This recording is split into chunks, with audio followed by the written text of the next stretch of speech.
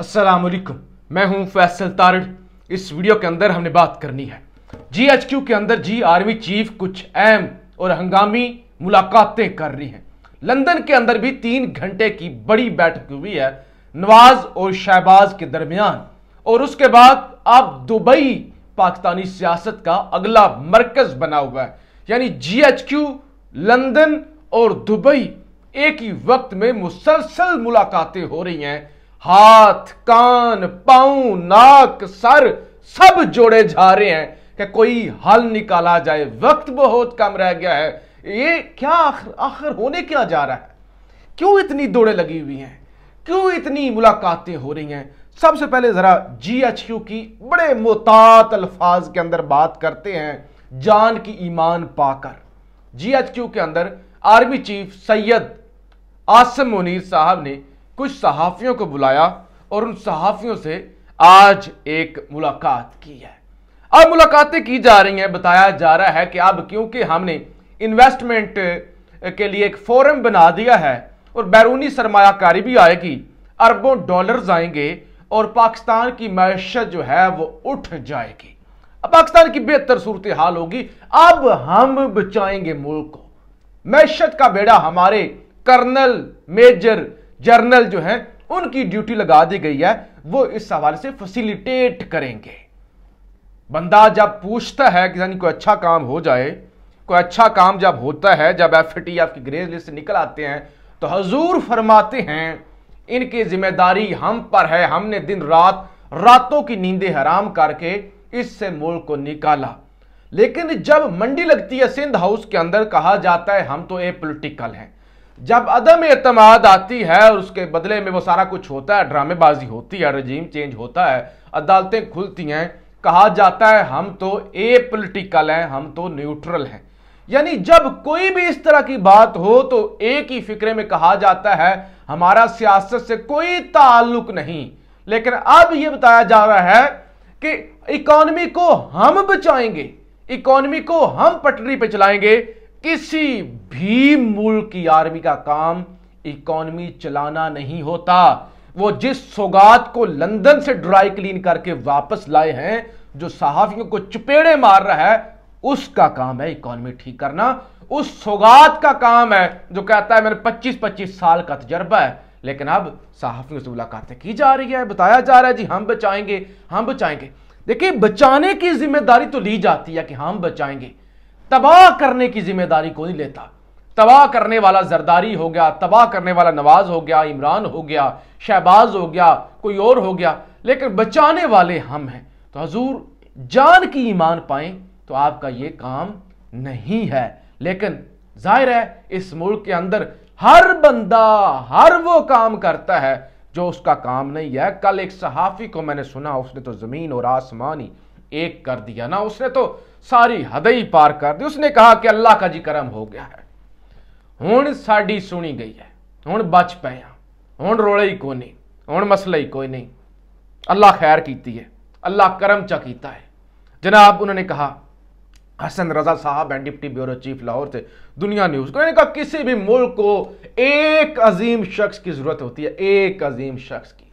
जैसे तुर्की के अंदर तैयब उर्दगान, जैसे मलेशिया के अंदर जनाब महातीर मोहम्मद, जैसे साउथ अफ्रीका के अंदर नेल्सन मंडेला, जैसे अमेरिका के अंदर इब्राहिम लिंकन, जैसे जनाब सऊदी अरब के अंदर शाह फैसल, और जैसे UAE के अंदर जियाद अल नेहान, और जैसे भारत के अंदर आजकल मोदी। तो लिहाजा उन्होंने कहा कि मुल्कों को एक ही लीडर की जरूरत होती है। जैसे इमाम खुमैनी ईरान के अंदर, ऐसे वो कहते हैं कि अल्लाह का करम हो गया है।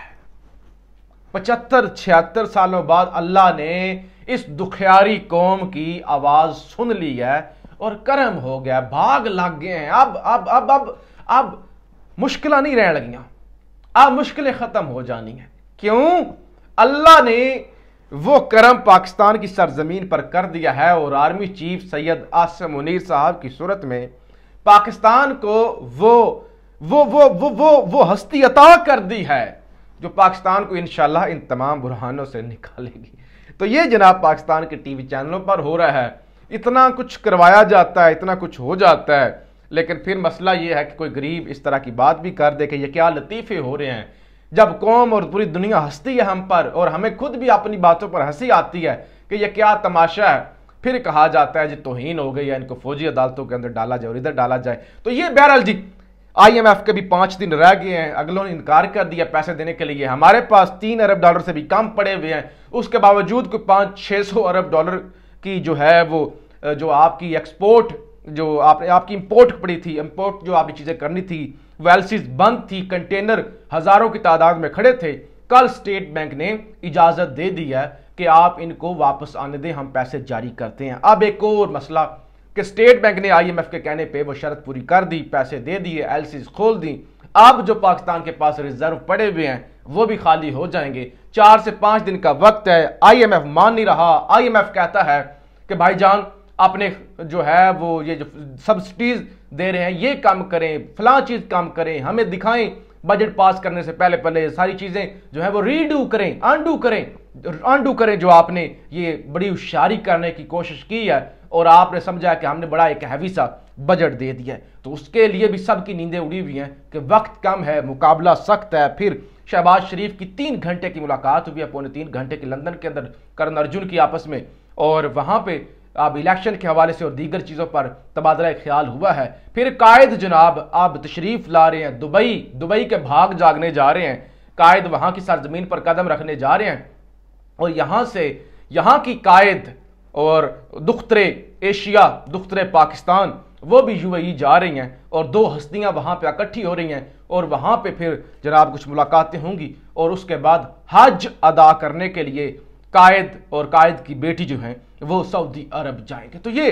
اس وقت جو چیزیں ہیں وہ چل رہی ہیں۔ رانا ثناء اللہ کی چیخیں نکل رہی ہیں جناب، اور رانا ثناء اللہ نے پھر کہہ دیا کہ کسی بھی صورت ہم جناب جو ہے سپریم کورٹ کا ملٹری ٹرائل کے خلاف فیصلہ آ گیا تو ہم اس پر عمل نہیں کریں گے، اگر سپریم کورٹ سے ملٹری ٹرائل کے خلاف فیصلہ آیا تو اس پر عمل ہونا مشکل ہے۔ رانا ثناء اللہ، وفاقی وزیر داخلہ رانا ثناء اللہ نے کہا کہ اگر سپریم کورٹ سے ملٹری ٹرائل کے خلاف فیصلہ آیا تو اس پر عمل ہونا مشکل ہے، انہوں نے کہا اس پر ہم عمل نہیں کریں گے، ہم تو عمران خان کا ٹرائل کسی بھی صورت میں ملٹری کورٹ کے اندر کریں گے۔ اور وی نیوز ایک انٹرنیشنل ادارہ ہے، اس کو فرت اللہ بابر صاحب نے انٹرویو دیا ہے، وہ کہتے ہیں کہ یہ جو آرمی ایکٹ ہے نا 1966 والا، وہ کہتے ہیں کسی بھی حکومت نے اس کے اندر ترمیم نہیں کی، وہ کہتی ہیں کر دینی چاہیے تھی لیکن کسی نے نہیں کی، یہ ہماری غفلت ہے، لیکن جو 9 مئی کے واقعات ہیں وہ اس کے تحت نہیں آتے۔ وہ کہتی ہیں آرمی ایکٹ کے اندر جاسوسوں کی جو جاسوسی کے اندر لوگ ہوں یا بغاوت کے اندر لوگ ہوں ملوث،